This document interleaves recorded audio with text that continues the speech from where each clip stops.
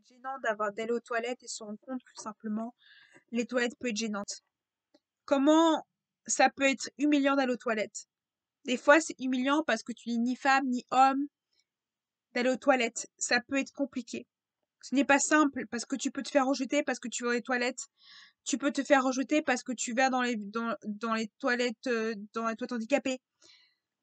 T'as ce côté où tu as le côté où tu as des privilèges en tant que femme trans et en même temps en femme homme. T'as ce côté-là où t'as un peu du spectre de la transidentité et en même temps pas du tout. T'as ce côté-là où chaque genre a pas son du genre. Et c'est pas forcément facile d'avoir une intimité, c'est pas forcément facile d'être dans les vestiaires parce que forcément, quand t'es non-binaire, tu n'as pas le F dans ta quantité. T'as pas le F dans ta quantité. À moins que tu aies un très bon passing. Mais quand tu passes bien en tant que personne, tu as plus de facilité à passer dans l'un ou l'autre. Mais quand tu n'as pas tout ça, c'est pas facile. Parce que finalement, on va te refuser d'aller dans les vestiaires. On va te refuser, et même quand tu as un passeport et quand tu prends des hormones, les gens vont forcément te comparer. Et le fait que les gens ne te connaissent pas, finalement, les médecins vont être plus violents. Et finalement, les gens vont être plus violents parce que tu es médecin. Finalement, les médecins vont pas connaître ce que tu fais. Et finalement, ils vont te prendre pour une trans. Et finalement, tu te fais constamment, les gens ne connaissent pas, donc finalement, ils se trompent sur les doses médicales. Finalement, t'es obligé de devenir un spécialiste. Finalement, les gens ne connaissent pas vraiment ce qu'ils font. Et finalement, tu te sens un peu seul parce que finalement, tu te rends compte de d'autres pays ont la connaissance et le recul sur ça. Et finalement, tu te recules, tu te rends compte que finalement, tu n'as pas tout ça. Et finalement, des moments tout simples, des routines où tu voudrais juste qu'on te laisse tranquille, t'as ce côté-là où aller aux toilettes, mettre ta prothèse, mettre ton package, mettre ton bender, peut être tout un combat par jour. C'est comme si tu étais malade d'une maladie, que tu dois prendre ton traitement hormonal, que tu dois prendre tes vitamines, que tu dois prendre tout ça. Tu peux pas t'en passer, tu peux pas dire, ah oui, j'en passe. C'est comme quand tu as une prothèse, tu peux pas, quelqu'un qui n'a pas de jambe, de t'amputer, ou que tu as un handicap et que tu peux pas avoir un handicap et tout ça. Et c'est compliqué parce que les gens ne peuvent pas forcément comprendre que tu peux pas changer et que la non-binarité est quelque chose et qu'en fait on te décrédibilise parce que tu es non-binaire et que finalement tu es dans une grise et finalement les gens veulent tout le temps essayer de te mettre des habits, te forcer à des choses que tu ne veux pas parce que tu es non-binaire et ils te forcent à avoir des habits que tu ne veux pas porter. Et par exemple, je fais exemple de toi ou par exemple les gens savent que tu es non-binaire mais ils te genrent d'une manière que tu veux pas ou par exemple t'es t'es forcé d'être dans un genre ou un autre, des stéréotypes au niveau physique. Et quand tu ne veux pas être ça, comme par exemple Young Girl, je suis désolée, par exemple, ou par exemple Aestar qui s'est fait beaucoup de tout ça.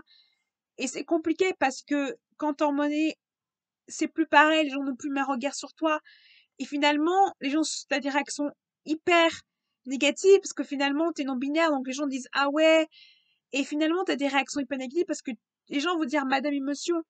En même temps, il y a des situations où les gens vont te genrer un peu les deux, vont dire masculin, féminin, un peu en ta voix. Et en même temps, t'as des situations où les gens naturellement vont te genrer d'une manière bien, vont utiliser les bons pronoms, les bonnes choses, taper il ou elle, ou vont dire elle est sérieuse ou il est sérieux. Et finalement, c'est pas forcément facile psychologiquement. Tu dois avoir un recul. La testostérone, c'est juste la testostérone. Les fiches, c'est juste des fiches, c'est juste des fiches. La testostérone, c'est juste des fiches, la testostérone, c'est juste la testostérone. Ça fait pas tout. C'est la testostérone, c'est psychologique, c'est comportemental, c'est une question de comportement, c'est une question d'être une personne, c'est une question de se comporter d'une personne, c'est une question d'être une personne. Et c'est compliqué d'être une personne. C'est compliqué qu'on considère comme une personne et pas juste comme une idée politique. Et t'es considéré comme une idée politique. Et quand tu es nouveau à ça, ou quand tu ne veux pas te faire opérer et donc bien qui ne veut pas rien faire, je le prénom ni rien, c'est compliqué parce que tu te sens invisible à tout ça. Tu te sens un peu invisible et les gens, en fait, de toute façon, ne connaissent pas beaucoup sur sa non-binarité.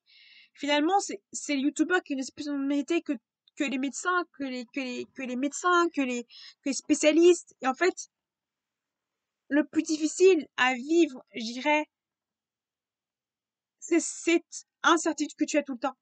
Tu ne sais pas comment ta non-binarité peut évoluer. Un trans, il y a tous les tests, il y a toutes les choses, et tous les documents. Quand tu es non-binaire, tu sais pas comment tu vas être à la fin. C'est comme si, même quand tu croises en même, tu sais pas comment tu vas être psychologiquement. C'est comportement, tu ne sais pas. Finalement, tout est incertain. Et, et ça, c'est difficile. Et c'est une réalité. Et la réalité, c'est que chacun a sa manière de percevoir les choses. Et c'est toujours ce côté où tu dois être biologiquement quelqu'un. Et finalement, tu te dis, non, j'ai pas envie de biologique, j'ai pas envie qu'on m'associe à du biologique. Et finalement, on t'associe à ça parce que ton adolescence, tout ça. Et finalement, des fois, t'as envie de tranquille et on te met ça dans la figure. Et finalement, des fois, t'as envie de montrer qui tu es réellement. T'es obligé de cacher qui tu es réellement, d'être discrète. Parce que tu sais que les gens vont forcément, si c'est qui tu es, ils vont forcément être pas bien avec toi. Et ce qui est difficile le plus au monde, c'est que tu peux pas montrer que tu es mal. Des fois, t'as pas envie de montrer que tu es mal et que dès que tu as un doute, genre forcément utiliser ça contre toi parce que c'est non binaire. Et ce qui est difficile aussi, c'est que les univers et non binaires, je vais pas être cliché, mais les non binaires sont dans leur monde, il y a beaucoup de choses très artistiques, et énormément de choses, certains non binaires ils sont assez artistiques. Et quand t'es artistique queer, c'est compliqué parce que finalement, t'as l'impression que ton art n'est pas forcément connu, et c'est pas forcément facile. Je ne dis pas que drag queen et intersexe c'est pas facile, mais en guillemets, être drag c'est un personnage, mais est-ce que le drag réellement est difficile? Oui. Est-ce que être gospel est dur? Oui. Mais c'est pas facile parce que finalement, tu mets finalement être drag, je dirais que c'est le même vécu qu'une non binaire. Être drag, c'est le même vécu en guillemets parce que même si tu te travertis, t'as ce côté-là où t'as un peu ce côté entre deux. Tu es drag en même temps, tu es un homme à la fois et t'as ce côté où tu es ni l'un ni l'autre à la fois. Et t'as ce côté où tu fais la part des choses. Et c'est compliqué parce que tu as deux sexualités, tout est décuplé en deux, ou en triple, ou en quadruple. Donc finalement, c'est comme si tu avais un couple qui est triple, tout est décuplé, triple. Le sexe, le genre n'est pas pareil. Souvent, les gens comparent, mais ta sexualité change, ta bonté change, ton comportement change, et ta manière de genre, et tu te rends compte que les papiers, les vêtements n'ont pas de genre, tu t'identifies à ça. Et finalement, t'as des gens qui ne comprennent pas et qui ne connaissent pas, et t'es en mode, les gens ne savent pas qui tu es, tu es obligé de chaque fois d'expliquer qui tu es. Et c'est tellement frustrant